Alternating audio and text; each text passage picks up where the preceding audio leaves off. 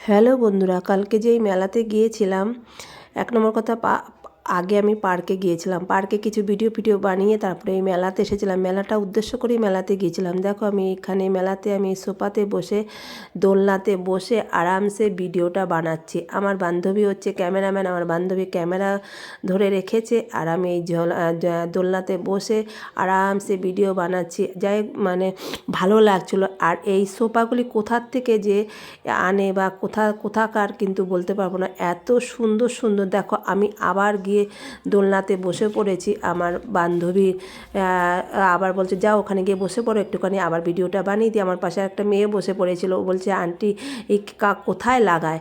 আমি বললাম আরে বারান্দায় লাগায়, ব্যালকনিতে লাগায়। এটাই বললাম, কারণ এটা সত্যি কথা, অনেকে হলঘরে লাগায় আমাদের দোলনাটা, বা কোথাও হলঘরে বা বারান্দায় লাগায় এরকম।